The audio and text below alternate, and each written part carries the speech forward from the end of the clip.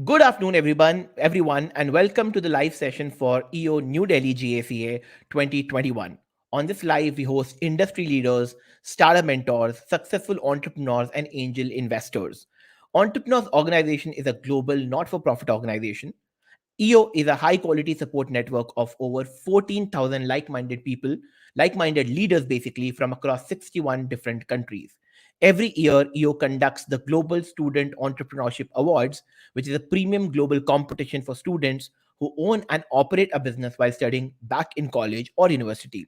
So, GSEA supports student entrepreneurs and give them mentoring, recognition, connection, and all the other possible support, any and everything possible to take their business to the next level of success.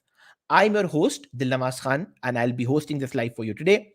And today I've got two phenomenal guests with who combined technically bring more than 50 years of experience on the table around startup ecosystem entrepreneurship, and I can assure you this will be a super fun filled conversation. Let me quickly introduce our guests for the day. My first guest is Dr. Vinod Shastri. Vinod is the Dean Student Affairs and Head of Center for Innovation and Entrepreneurship at Bennett University. Dr. Shastri brings with him 3 decades of experience in entrepreneurship development across various sectors and multiple organizations. Our second speaker is Mr. Varun Chawla. Varun is currently the founder of Build 3, a startup studio that build impact-oriented startups. Varun brings in over 2 decades of experience and has been the founder of 91 Springboard, which is the pioneer of co-working spaces in India. Let me quickly bring them up on the stage, and all of you, if you can virtually give them a round of applause, nothing like it. So, welcome, gentlemen. And first of all, thank you so much for agreeing to do this, and thank you so much for giving your time, giving us your time. So, welcome to this live for EOGSA New Delhi. Thank you so much. Thank you so much for inviting Dilnawaz. Pleasure, pleasure, pleasure. Likewise, thank you. So let's jump right into the conversation. Let me ask both of you, because as I said in your introductions, both of you bring almost combined together almost 50 plus years of experience on the table across multiple sectors, and across startup ecosystem, right? And I've gone through your journeys. I've gone through LinkedIn's, uh, and the journey and has been very very exciting. Vinod, I would want you to open and first of all take us through your journey, and if you can also briefly talk about what role are you in right now. So let's open with you. Over to you. Sure. Thank you so much, Dilnawaz, once again for inviting. So I started out in the field of entrepreneurship education way back in 1988. And I myself struggled to spell the word, by the way. So those were the days. And those were also the days. I'm actually, making it very quick. So those are also the days when, we used to pay people to learn about entrepreneurship. So these were the mostly programs which were sponsored by government agencies like development banks or other institutions. And we used to organize very typically, 6-week entrepreneurship development programs. We used to call them as EDPs. And we used to pay a princely sum of 300 rupees to attendees, and we also used to take care of all their expenses through the sponsorships that we got. And if I look at the scene today, then just a few years back when I was with Symbiosis in Pune, we launched a full-fledged MBA program in innovation and entrepreneurship, and the fees would be a few lakh rupees. So that's the kind of span that I have been fortunate to really witness. And today, if I were to look at my current role at Bennett University, which is a Times Group initiative, so the university launched in 2016 with a Center for Innovation and Entrepreneurship and a business incubator named Bennett Hatchery. So, which is very rare because universities take maybe a couple of decades or even more to set up incubators.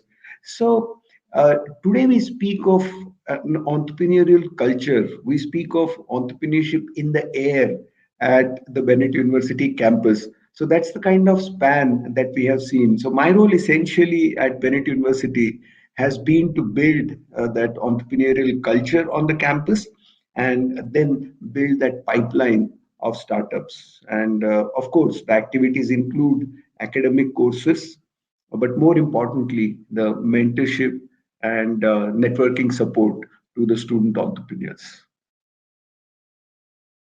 So sorry, yeah. So I have a follow-up question from you before I ask Varun to jump in.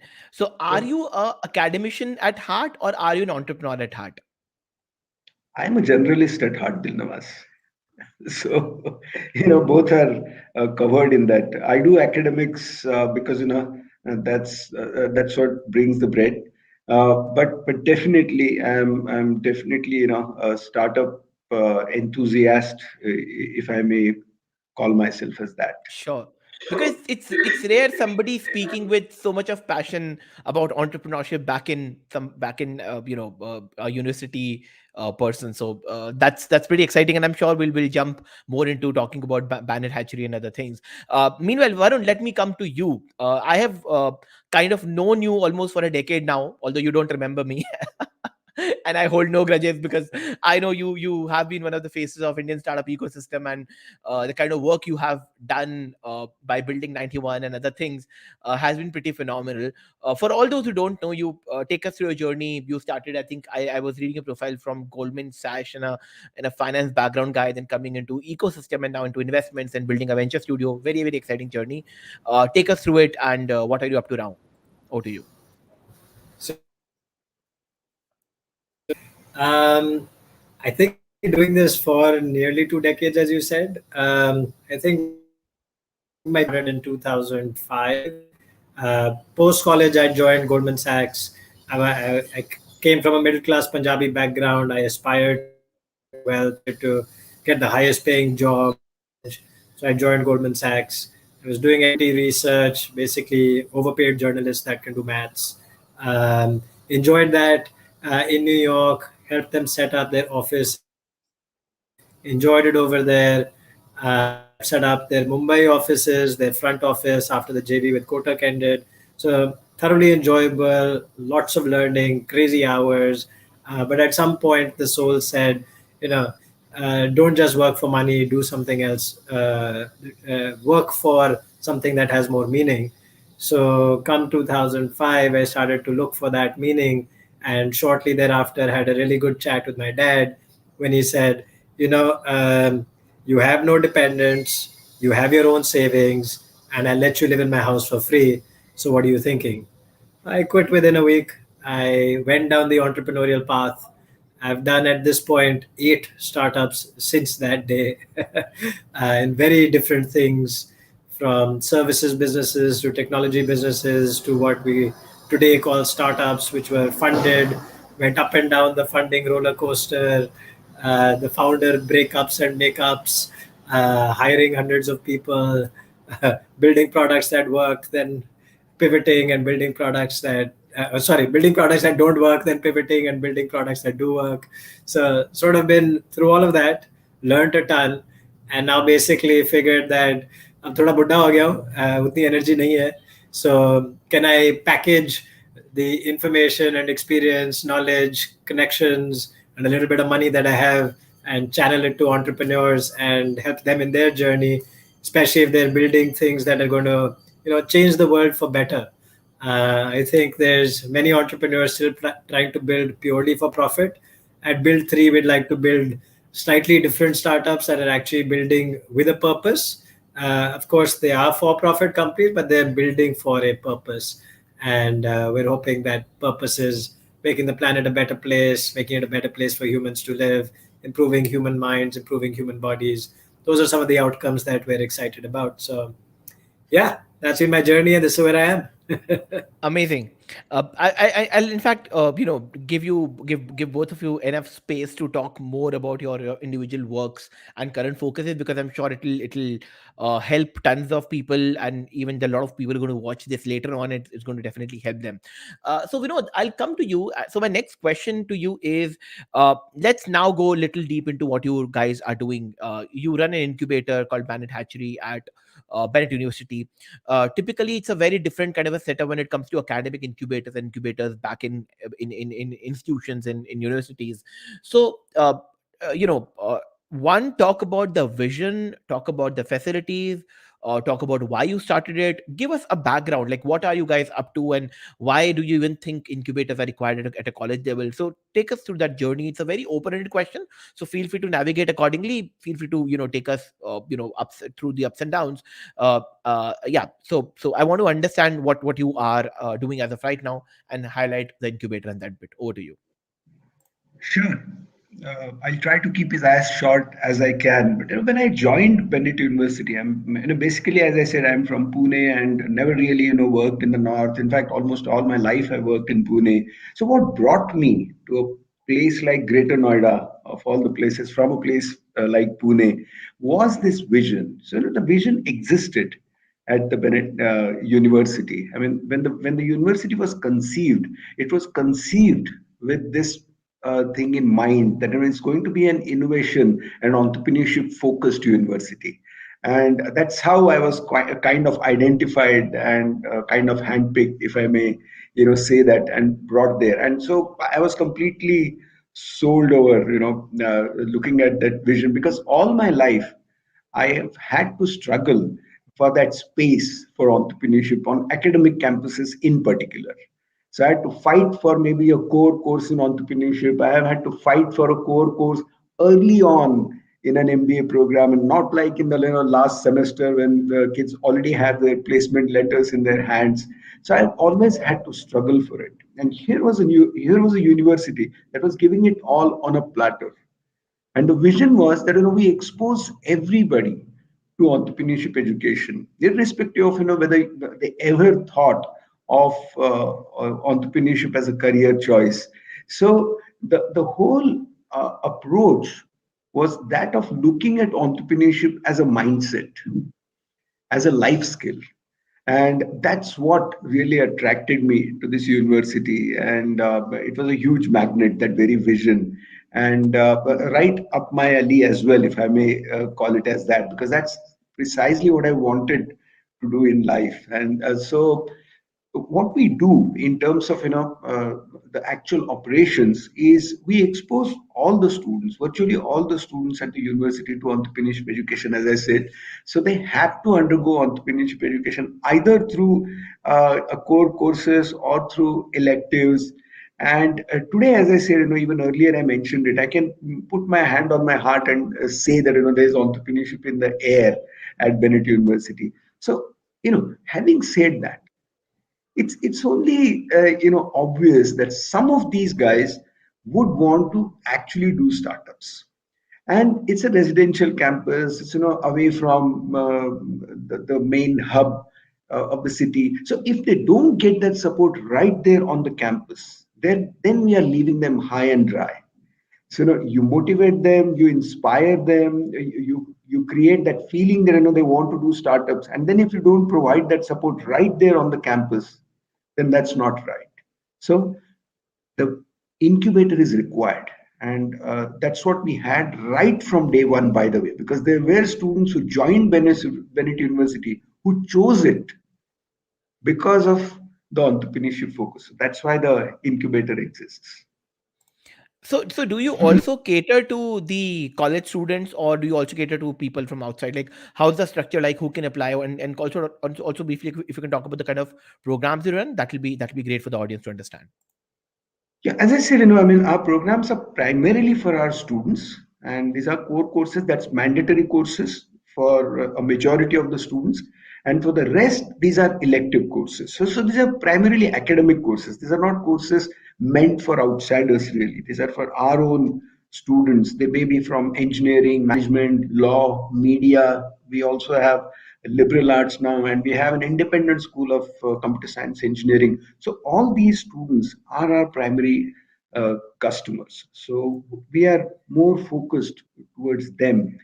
As far as external startups are concerned, we are doing it, but we don't really have a policy for that. But we are looking forward to doing that in a very short while. So we do have recognition from the government of Uttar Pradesh as an incubator. And so we are being approached by startups in the state of Uttar Pradesh.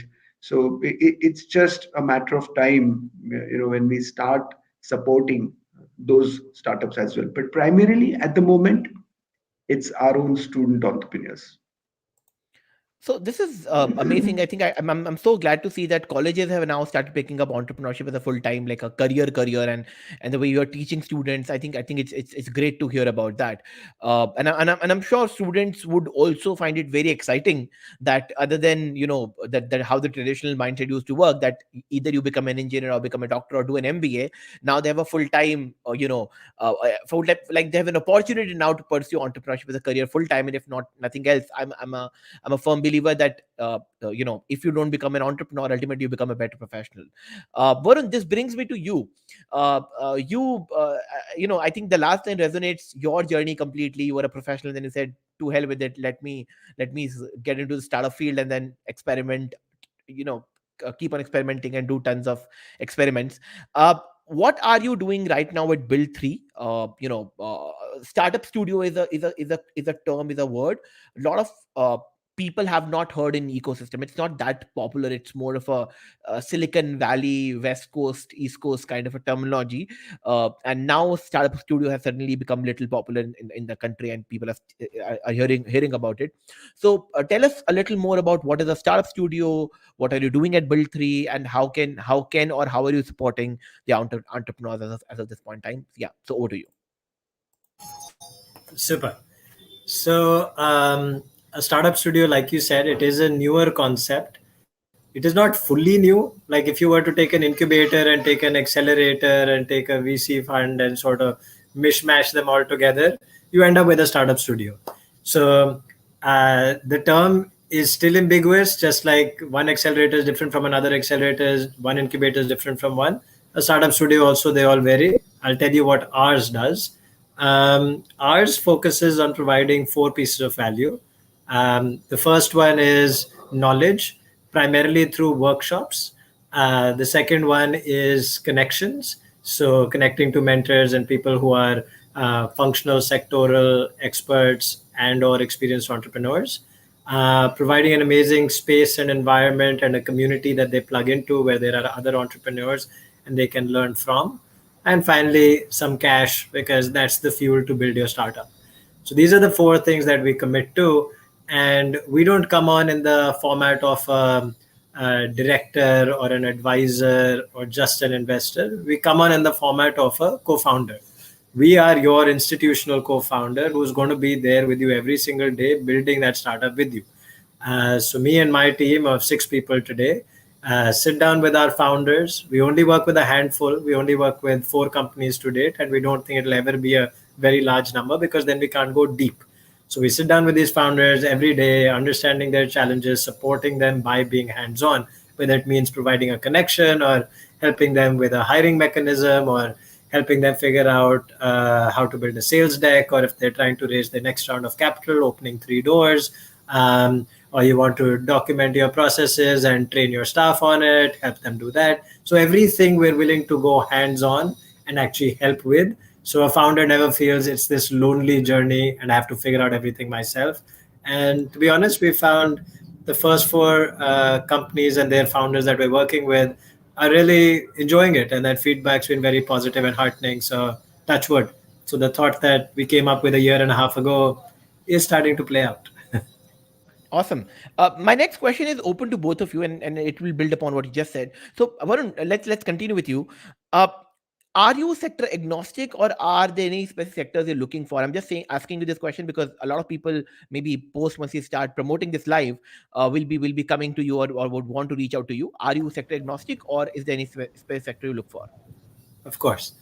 Um, so we're definitely stage specific. Stage meaning you're at an idea stage, or you're product prototyping, or you're just doing product market fit. Right? If you're past product market fit and you're starting to scale, you're definitely too mature for us. And if you're at the idea stage and just a little bit ahead, you're at the perfect stage for us. So we are stage specific, not sector specific. That said, we like to work with startups where we can add real value. To date, we were primarily able to add value in the tech product space and in the services space because those were areas where the existing team had prior experience. But we've just been able to onboard another partner that has experience in the engineering and manufacturing space. So now we also call that sector as one of the sectors we can work in. So early stage is something we're specific about, but sectors can really be broad. And what you're trying to build must be something that we consider impactful. And what I mean by that is something that improves the human mind, improves the human body, or improves the planet around us. Anything that does that. I know I've used some very ambiguous words, but because this is basically me and my partner's fund, we have a lot of flexibility in whom we can choose to work with and whom not. So this ambiguous explanation is good enough as long as it makes sense to me and my partner and the founders in front of us. We have a good fit. We work together. Awesome. Vinod, over to you. Are you sector specific, state specific, agnostic? How do you get people and how can people reach out to you, especially, or maybe talk about the pipeline you have built internally? But most importantly, do you have any sectoral focus? Do you have any stage focus? Your comments onto that. Yeah, Dilnawaz, as I said, we are a multidisciplinary university, and so we have a range of schools and obviously range of programs, right from engineering down to liberal arts. And so, by definition, we need to be sector agnostic. And we don't know, what kind of ideas students will bring because they also come from across the country, a few from abroad. So they come from various backgrounds. They are studying different things, and as you would agree, innovation happens at the cusp of disciplines, and that's what we are banking on. So somebody from AI collaborating with somebody from law, and then coming out with a startup in the space of law, tech-enabled startup in the space of law. So we are by definition sector agnostic. As far as stage is concerned, because again, we are student focused. Our ideas are at a very very nascent stage, and so one of the things that we are very careful about is whatever idea that students come to us with, we always say that it's a great idea. I mean, not to just to please them, but we say that we make it a statement of hypothesis is what we always say. So then we together find it out whether the statement is true. We say it's a great idea, and then we together start working on it, and then we figure out whether it's a good idea. So it's not about the sector for sure. It's definitely about the stage because these are all kids. But yeah, that said, there are some who come with family business background and they are slightly matured, at least in their thought process. And sometimes they're also building upon their family business. And just to take an example, there's somebody who comes with edible oil business at home. So you have oil mills and all, but they don't have a retail brand. So this boy is now, wanting to build a retail brand. So yeah, I mean, in some cases we get lucky, but in most cases it's a very nascent stage. In fact, so much so that some people, some students come to us and say that I want to do a startup, but I don't have an idea. So even at that stage, we help, we welcome all those people. So I think what Varun does and what we do, there's a huge difference probably. Our graduates, I mean, I don't mean graduates in terms of BTech and BBA, but graduates of the Bennett Hatchery could probably be the clients for Varun, if I may say that. Yeah, that I think that's absolutely amazing. I think there are a lot of synergies which can be developed here. So great. uh okay, so that's a very interesting thing that you said, that a lot of people, students who reach out to you, uh even don't have an idea, and they're like, okay, I want to do a startup, help me figure out an idea. uh and I'm sure both of you have added a lot of pointers from the importance point of view, but in this particular segment I want you to go a little deeper and maybe give 3 pointers each, or maybe 5 pointers each, based on how you articulate it.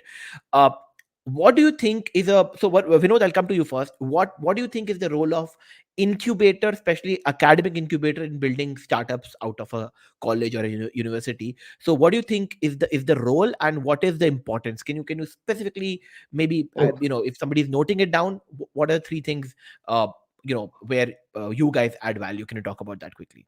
Sure. I think that's a great question because you really hit the nail when you said an academic incubator, right? Or an incubator on the academic campus, because those needs are very different from the needs of a community incubator, if I may call it as that.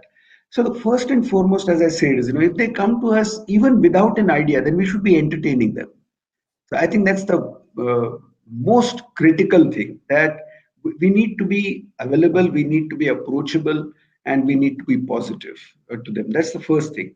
Then the second thing for an academic incubator is to help them network, because otherwise they're all among students, and the kind of connects that they require to take their startup forward are very professional networks which they don't have access to.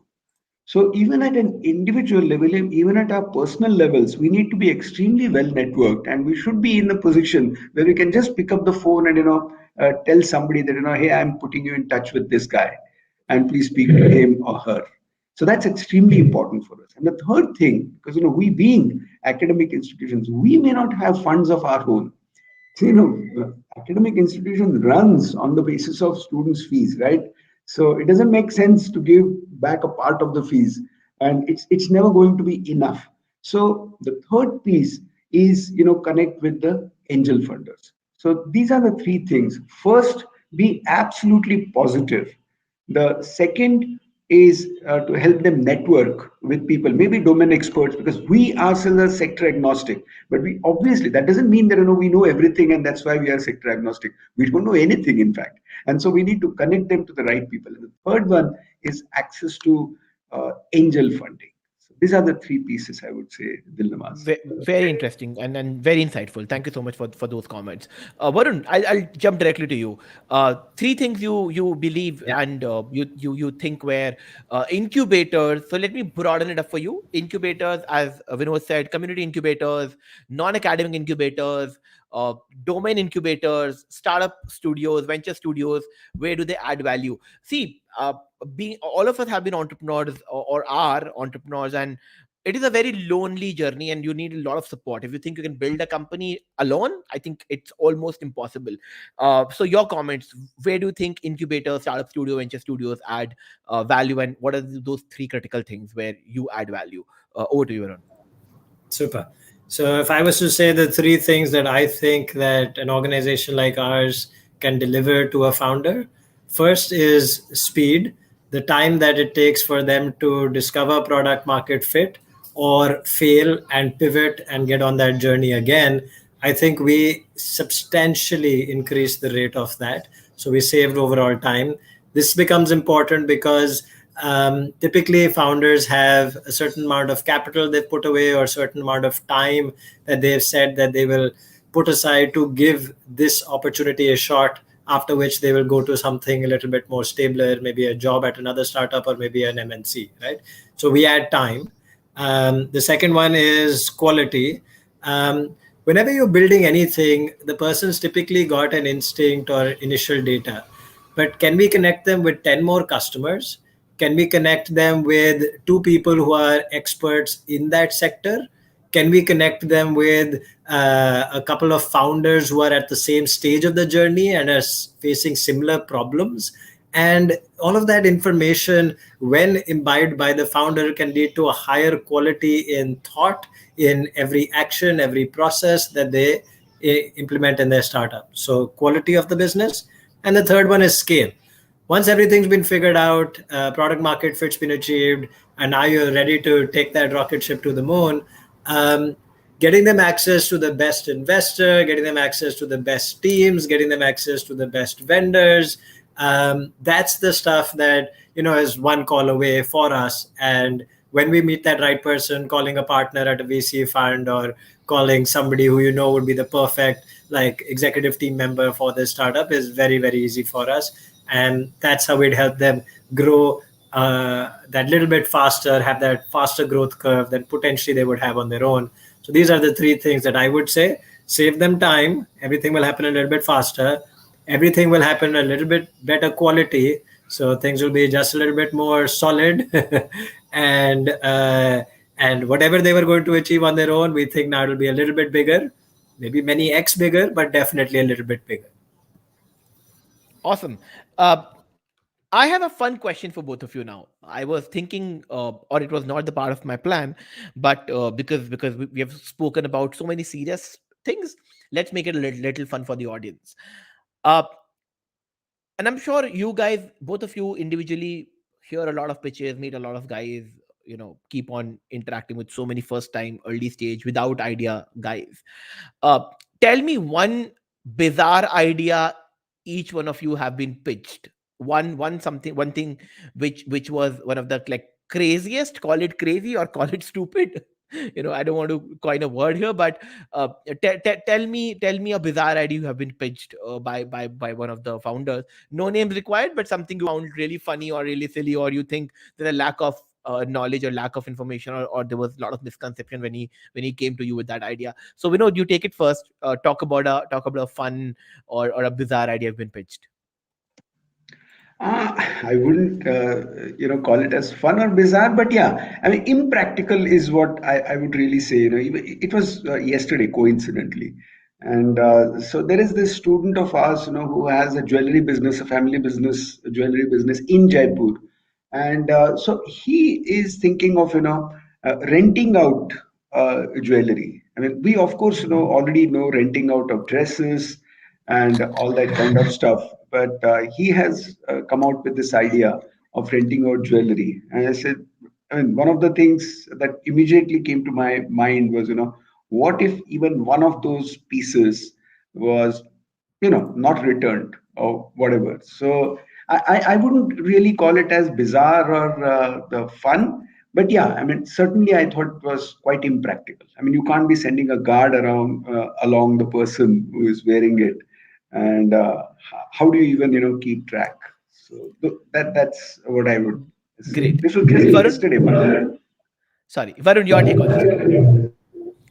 Yeah. So, you know what? Like, I think every entrepreneur at some point is told that they don't make sense or they're laughed out of the room, and then they go and prove those people absolutely wrong. So, I think I'm going to be a little diplomatic and say that a couple of things that I couldn't connect with versus they're not doing something that could be worthwhile.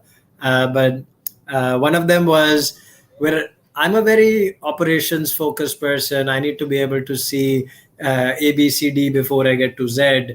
And there was a particular founder in the food space that had essentially envisaged the whole journey of their business, how it would look like a multi-location business, how there'd be a training institute, how there would be a productization of their this was a food or a restaurant business, right? So a chain of restaurants, an e-commerce portion, a training portion, YouTube, and like lots of things going on.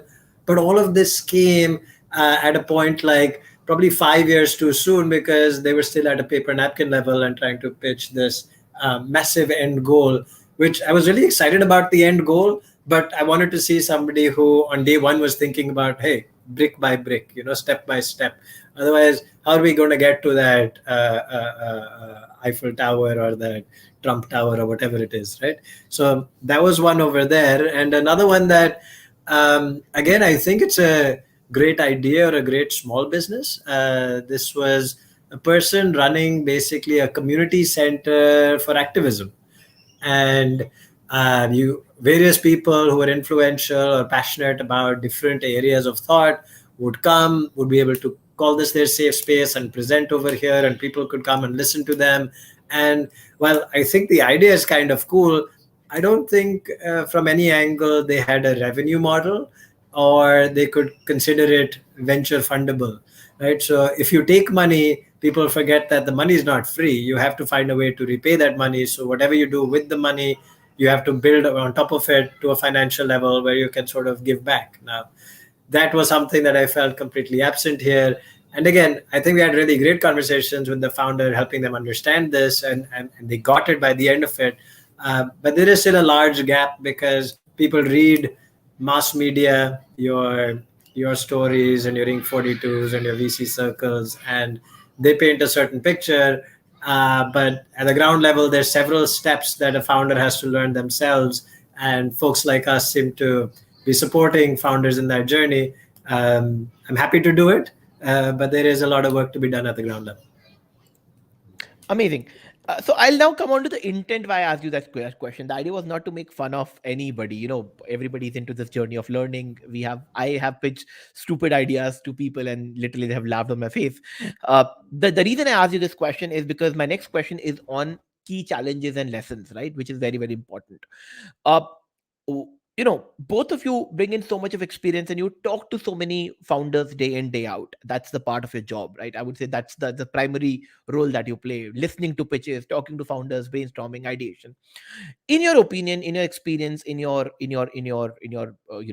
daily work, what do you think are those key critical 2, 3, 4, 5 lessons that you believe or you want to use this platform to convey to the founders that they should know about? Because when you look at a startup or a startup journey, we're only fed this 1% top 1% thing, which is okay, funding is happening or becoming a unicorn.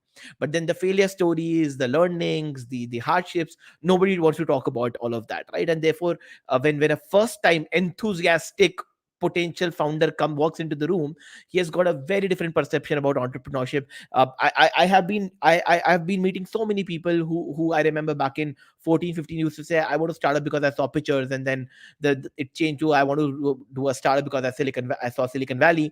And that's a very, very bad inspiration to kind of, or a very bad point to begin with, right? So both of you talk about important lessons, myths, maybe it can be a myth breaker, that you want to convey to the founders that they should keep in mind even before they think of pursuing entrepreneurship. And I'm sure it will help them, because you are at the level where the funnel or the journey of entrepreneurship begins, because you are running incubators and venture studios and startup studios. So Vinod, why don't you take this one first, and I'll come to Varun. Over to you. Yeah. Thank you so much, Dilnawaz. I think a very critical question, and one way or the other, I would have come to this, right? So one of the things, it may sound cliched now because it's being discussed for a long time, is that most people, particularly the young ones, would begin with the solution rather than the problem. And it's like a eureka moment for them. Some thought crosses their mind and they think that nobody has ever thought of this. This is it. And so that's one of the things. You start with the solution and think that this is it, without knowing really whether the problem is really a pain point. There is a problem, I'm not denying, you know that there may be an underlying problem, but whether it's a pain point, whether it's painful enough that people would be willing to pay for this solution. So that part of it is generally missing, the problem identification, and maybe speaking to the people who are supposed to have that problem. So that is one part. The second part is most entrepreneurs, the younger ones, again think that their product, solution, service, whatever it is, let's call it as the offering, has to be perfect before they hit the market. Now, there's nothing like perfection, really. In any case, it's not a destination. It's at best a journey, right? You can always better anything that somebody else may think is perfect. So, waiting for that perfection is another, false thing that many entrepreneurs do, indulge into. So, there's nothing like perfection. So, whenever you are ready with a solution that at least a few people are willing to buy, there's no harm, and getting into the market and testing the waters is what I feel. This is the second one. And the third one I would say is, building a team. The days of solopreneurs are completely gone, is the way I look at it. I would be pleasantly surprised if I do come across some solopreneurs, but I would even want to ask Varun this. In fact, I would want to hear from him his thoughts. The days of solopreneurs are over. So you have to keep looking for the right team members. Some will come, some will go, but you have to always be on the lookout, and then you will figure out who is going to stay with you. So these are my three things. You start with the problem, don't wait for perfection, and don't dream of being a solopreneur these days. Awesome. Very well articulated. Amazing. Varun, over to you. So, Dilnawaz, first of all, आप बताओ कौन से वो सिली वाले ideas आपने pitch किए थे, पहले तो मेरे को वो सुनना है. Okay, so I'll not talk about my ideas because I don't even remember them. To be honest, I have a diary book of 100 ideas, but I'll tell you the two bizarre ones that I've heard. Right, and these are the two ideas that have always remained with me because they were so bizarre. So somebody pitched me and asked me for $1 billion because he wanted to build Iron Man to remove terrorism from Kashmir, and in return he was offering $5 billion in return. That was the idea. That was number one. Second idea that got pitched that remained with me forever was this guy wanted to improve the health infrastructure of the country, and the idea was to build five. I don't know how big super specialty hospital in north, south, east, west, and center. And the idea was simple that okay, I'll build these five hospitals, then I'll go to Ambani and Tata's and I'll ask them, okay, each one of you give me 50,000 crores, then I'll build these hospitals, then I'll make India a healthy country. So these, in a nutshell, in a summary, in an elevator pitch format, these were the two ideas that have always remained with me. The third one, if you ask me, was the guy who said Steve Jobs was an idiot and I can make a better company than Apple. He's a mock-up 3D printed phone, but I am now looking for some billions of dollars to build this kind of a company. So these are the three bizarre ideas. And then uh, uh, why I say them as bizarre, because if you ask me as a professional, for me, uh, I think listening and coachability are two very essential critical skills. If I find an entrepreneur not to be a great listener and not coachable, I can't technically work with him. So if he's not, because I've seen so many people who kind of I'll quote a recent example. This conversation is becoming interesting, more like a chai time conversation, but I'm enjoying this now. So somebody booked my office hour for some consultation work. He's an ex-consultant with some fancy big four company, and then he was into his consultant avatar. I'm more like a black hoodie, black t-shirt guy, typical startup guy. So he came as a consultant and he was looking for some advice, and then after an hour, he was like, uh, I know how to hire and when to hire a consultant. I'm like, okay, thank you for wasting my 1 hour. So this summarizes basically what I want to say. So for me, listening ability and coachability are two very, very strong factors. If you don't listen, if you think you are right in your head, I think nobody is right in the head. Everybody wants a bouncing board to discuss. Varun, over to you. हाँ नहीं, अगर वो 3 idea मेरे को pitch किए गए होते, मेरे जवाब होते, फर्स्ट वाले में तो आरओआई कम है, राइट? सिर्फ 5x मिल रहा है, मतलब ये क्या बकवास है. सेकंड वाले में हॉस्पिटल किसको चाहिए, मोदी जी तो मंदिर में बना रहे हैं, मतलब हॉस्पिटल क्यों चाहिए. और थर्ड वाले में स्टीव जॉब्स कौन है, आजकल तो जैक डॉट्सी का जमाना है. So like easily I understand why you didn't invest in any of that, वो तो सारे मतलब pointless. Coming back to what Dr. Shastri said, first of all आपने चीटिंग की, मतलब उनको जवाब पहले देने दिया, उन्होंने एग्जैक्टली वही बोला जो मैंने बोलना था, मतलब तो मतलब चीटिंग है. मगर अब कुछ बोलना है तो कुछ बोलता हूँ. So exactly correct. Problem identification is a challenge. I would go one step further. Don't identify a problem intellectually. Eat, breathe, sleep a problem. Something that you have personally faced. It is that that personal pain and that personal drive to solve for that pain that leads to true solutioning. And when you find that solution that's actually solving for you, you don't have to go to external people to recognize if you've solved it for yourself. And when you have, you're just double checking that does this solve for another 1,000, 10,000, 1 million, 10 million people. And when you get that feeling, then you're just off to the races and you're building. And it's very intuitive when you build that product, because every time you build a solution, you say, ye mere liye chalega kya? Because you know the problem and you were the customer. And I find that is incredibly powerful. And too much today is I can intellectually believe this is a problem and it needs to be solved for, and they go on that route, not having head or tail of the depth of the problem. So fully agree with Dr. Shastri on that one. Building that lean minimum viable product, ये तो Eric रीज ने हमें सिखा दिया है, and for the last 10+ years सब ऐसे ही बनाते हैं, वो तो फैक्ट है, राइट? पहले लीन मैन्युफैक्चरिंग हुआ, फिर लीन स्टार्टअप हुआ, वो लीन तो करने का ही है, right? There is no two ways about it, right? The question that Dr. Shastri posed to me on solopreneurs. I have a slightly different view. When you start your startup, you are unable to afford people at the level you need, the intellectual capacity, the skill level, the bandwidth and the effort that they need to bring to the table. You're unable to solve for that with cash.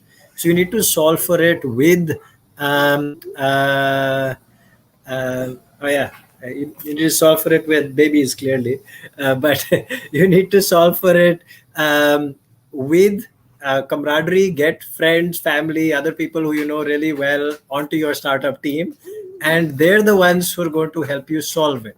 Now, what happens is in the beginning, you're about 10-15% off on the long term vision, and that's okay because you're willing to come around to take it from 0 to 80-90%. But a couple of years down the line, when you're getting to that 70-80%, and now you're fine tuning, now those differences start to come to light, right? And this is why a Mark Zuckerberg will take the lead at Facebook, or Jack Dorsey and an Ev Williams will have a fight at Twitter, and one of them will emerge on top. Or think of any startup. Think of Infosys, and Narayan Murthy arrived at the top. So you can start with a number of founders in the beginning because you need that bandwidth and intellectual power and shared passion.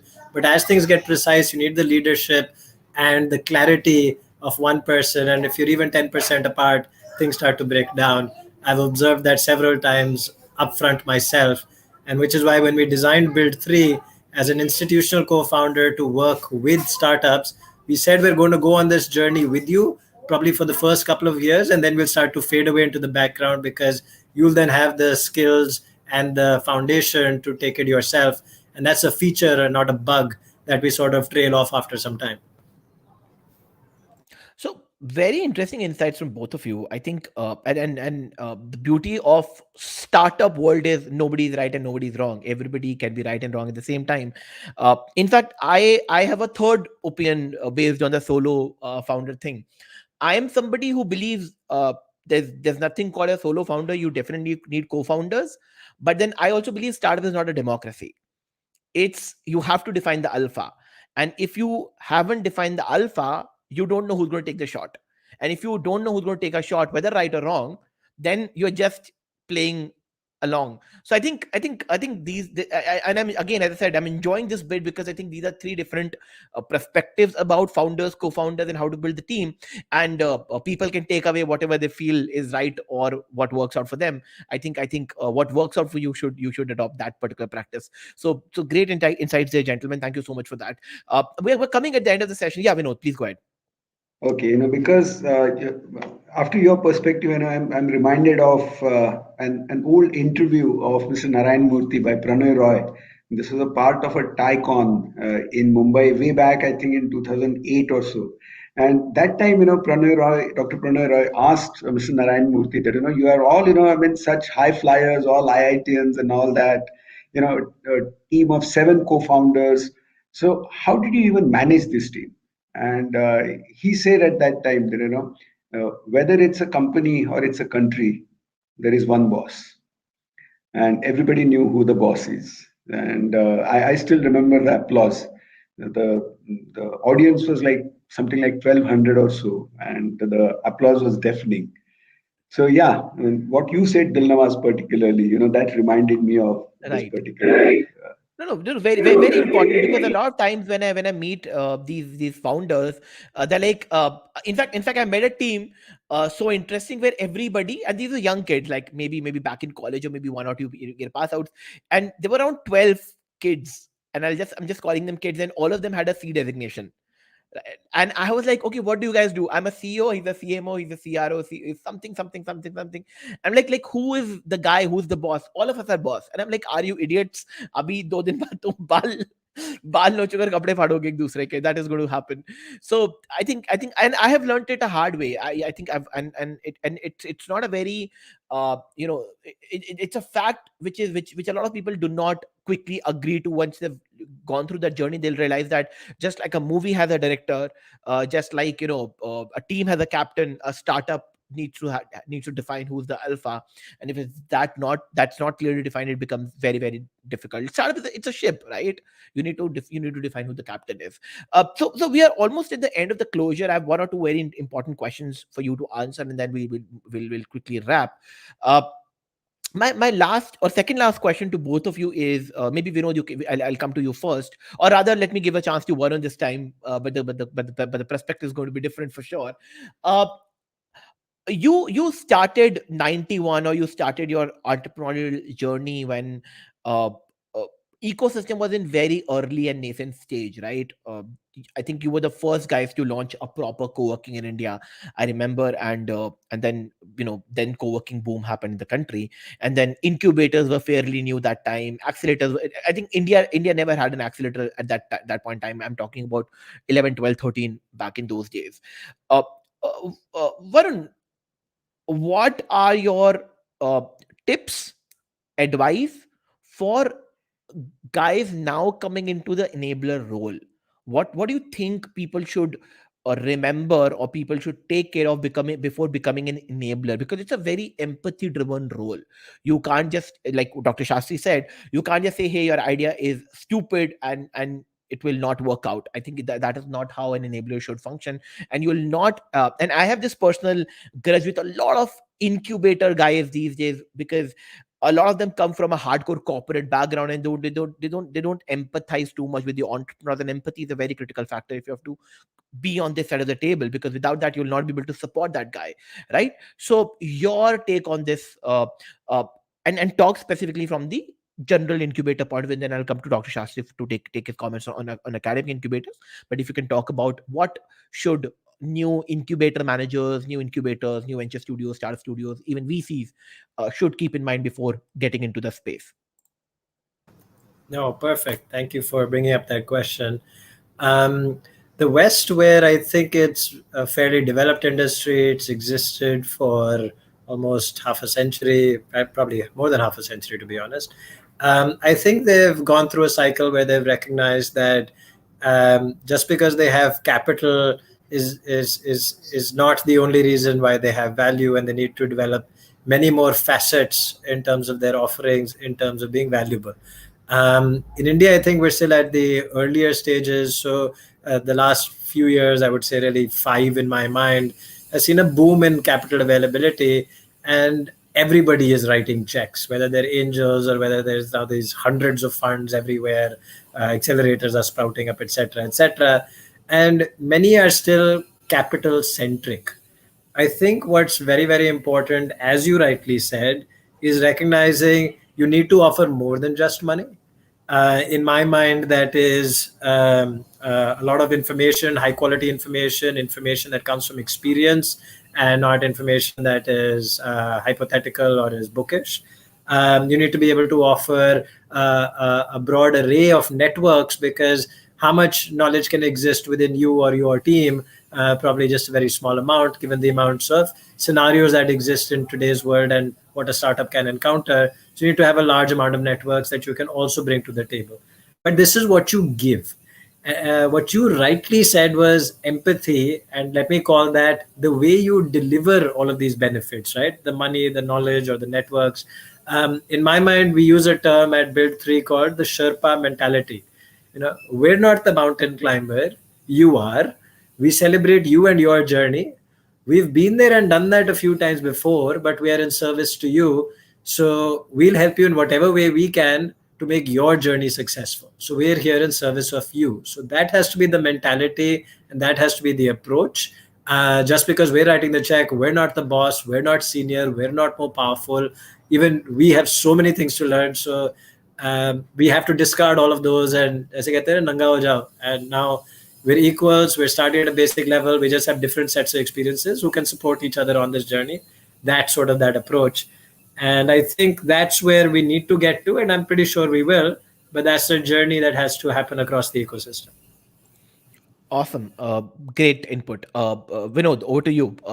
But I want your comments more from the academic incubators point of view, for a reason, because this still the mindset still the placements when it comes to parents, when it comes to teachers, when it comes to management of the college university. I think they still want the placements to happen, and there's nothing wrong in seeking a placement or seeking a job, but it's ultimately it's a mindset game. You can always uh, uh, be an intrapreneur or a better professional than just looking for that 9 to 5, which is not the world anymore, especially post covid. There's nothing called as 9 to 5, right? You work at home and you work 24/7, right? That's how the world has become.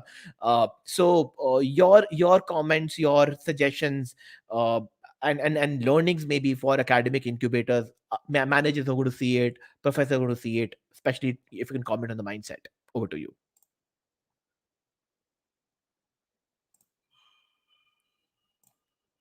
I think you're in mute. Can you repeat that, please? Yeah. So I was saying, Dilnawaz, that the first and foremost thing at an academic incubator is that students come to you for mentorship, right? And that mentorship, before you know, or without you knowing, it moves to the personal areas, because the student is a student, is going through that age, that teenagers, most of them are teenagers. They have, whether they are startup founders or not, their other challenges pretty much remain the same, right? Those of a teenager. So while you are mentoring for a startup, your mentorship expands to encompass other areas of their life. So it could soon be about the relationships, and it could be soon about their relationship with the parents, and all those kinds of peer pressure kind of areas. So you should be, yeah, uh, either equipped or receptive to those areas, being a part of your startup mentoring. That is one part that I would say one needs to be prepared for. The second thing that one needs to be very careful, and which is kind of a corollary of this initial point, is that they tend to be dependent on you. And what Varun also spoke about, it's your journey, and you have to climb the mountain. So that is a huge risk that we carry, because even in terms of relationship, they would always call us as sir, ma'am. So that relationship automatically, naturally, goes in that direction, that they go on becoming dependent. And even we need to realize as mentors that we must be very conscious of not creating that kind of a dependence. So these are two things I would say, instead of speaking about half a dozen things, I'll just focus on these two things. One is the expansion of area of mentorship, and the second is the risk of dependence. So these are the two factors, Dilnawaz, I would really speak about. Very interesting, very interesting. In fact, see, just to kind of do a plug in here, this is the reason why we do GSEA, because most of the things that we have spoken about till now, it's a great platform for a lot of students, a lot of first time entrepreneurs to come and explore entrepreneurship. And GSEA is basically, it's a award for students who are running businesses out of college, but our focus is also to help them, support them with funding, mentoring, handholding, pitching, workshops, knowledge sessions, and help them get that kickstart in their exploration journey of entrepreneurship, and then eventually they'll figure out where do they want to go. So that's the philosophy, that's the idea. I just want to take the closing remarks from both of you, or if you want to share anything. We are almost at a 1 hour mark. I really appreciate both of you coming here and uh, you know uh, graciously giving your time for this conversation. I hope both of you enjoyed the conversation. These were some golden nuggets that you dropped, and I'm sure a lot of people are going to watch it even later on will learn tons of things from you. And I know both of you are very very busy people, so thank you so much for doing it. Varun, I'll pass it first to you for your closing comments, and I'll come to Vinod for his closing comments. Varun, over to you. I think as a EO member myself, I'd like to talk about the GSEA program and how powerful it is. I think as a person who was in college and aware of entrepreneurship but not equipped to become an entrepreneur, something like GSEA is a blessing in disguise. If something like that had existed when I was in college, Imagine I would have turned founder much earlier, even though I turned founder only within 5 years of graduating. It would have happened even earlier. The amount of resources, the connections, the capital, the information that becomes available is amazing. So people should truly look at this platform as part of their journey if they're a student founder. Yeah. Awesome. Vinod, your comments. Yeah, Dilnawaz. I mean, in particular, I have a soft corner for GSEA because three of our startups from Bennett Hatchery were shortlisted in the last year's edition, and I was also on the jury panel last year, and that panel did not have any of these three startups, obviously. So, the message that I would love to send across to your audience is please participate in any of these competitions. Please go on pitching because you go on perfecting your skills and you go on learning from other people. And winning is not really important as far as these awards are concerned. It's good, but it's not absolutely important because there'll be only few who will win that. But the sheer visibility, the exposure that you will get will stand you in good stead because prizes can be given only to those first one two three, but yeah, funding can come to anybody, support can come to any startup, and the sheer opportunity to speak to the jury panel and pitch to the jury panel, listen to other people's ideas. I think it's a great opportunity, and any budding entrepreneur must not miss it, particularly the student community. Awesome. In fact, just to add, I'm plugging in a link so that people can see it. Also, the link is in the description. If you're watching this on Facebook or YouTube, wherever you're watching, the link to apply is in description. The application deadlines are 16th. Dr. Shastri, we were discussing this in the beginning. That why am I conducting this program? Why am I part of this? I'm not a U member. Uh, I have been a student entrepreneur myself, and I missed my honors degree by just 14 marks. So, and I tell it very very proudly to people that and I passed out in what, 2010. For me it's been 11 years officially as a pass out, and 13-14 years now as an entrepreneur. I started back in like second year of a college, and I built a pretty successful company. Missed out on going to US for my GRE, despite getting applications. So I'm extremely passionate about student entrepreneurship, and I meet so many students and I tell them that college is the best time you have to build a startup. And no matter what course you come from, literally no matter what course you come from, except let's say MBBS, if you're not a medical guy, you will still have enough time on your hand to build a successful company and experiment. And even if it fails, you'll find a job which is almost going to be 2 to 3 times better paying than your peers. So that is how I see it, and this is what makes me super excited about programs like these. I would definitely. What did you want to say? Anything? हाँ मैं बस I just noticed something. You said कि 2010 में you Graduated. graduated. Yep. अभी 2021 चल रहा है. 11 साल में तुमने 13-14 साल का एंटरप्रेन्योरशिप कर लिया. अब वो प्रोग्राम से कैसे ड्रॉप आउट हुए थे वो शायद हम दोनों बाद में बात कर सकते हैं. ठीक है. मैं पॉलिटिसाइज कर रहा हूँ. Sorry, I'm just having fun. No, no, we'll definitely be in touch. And once again, a very very heartful thanks from my side. Thank you both of you for doing it. If you now give me just 1 minute to wrap, we have already touched a 1 hour mark. I'll take 5 more minutes from both of you before I wrap it officially. So for all those people who don't know about GSEA, first of all, I would like to thank both our speakers for today, Varun and Vinod. You can definitely check out their LinkedIn's, and as you've been hearing the conversation, both of them, as I said, bring in almost like a half a century of an experience on the table, and both of them are renowned entrepreneurs, enablers, ecosystem guys. So if you enjoyed today's conversation, this was brought to you by EOGSA New Delhi, which is inviting applications for student entrepreneurs from Delhi and surrounding areas. Global Student Entrepreneurs Award is a premier global competition for students, ideally for the students who are in the college studying right now and also operating and running a business. You can learn more about by checking out the website gsea.org, or you can directly apply to the link which is given in the description, and also you can see it on the screen. So GSEA supports student entrepreneurs with mentorship, recognition, connection, funding, mentoring opportunities, and it definitely helps the business to take it to the next level.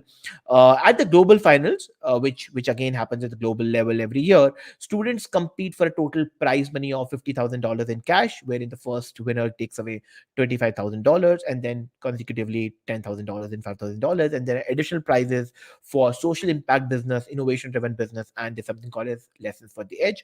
I would highly, highly, highly encourage all my audience members, both of these gentlemen, all the other incubator managers, players, ecosystem enablers, to promote this program. There's no fees, absolutely free. It's a give back from our side to the world, to the students, and I encourage everybody to apply for this program. I hope you enjoyed today's conversation. I hope you had fun in today's conversation. I hope you made your notes, because there were a lot of golden nuggets, a lot of pearls of wisdom dropped during the conversation, and I hope we'll bring more such conversations to you.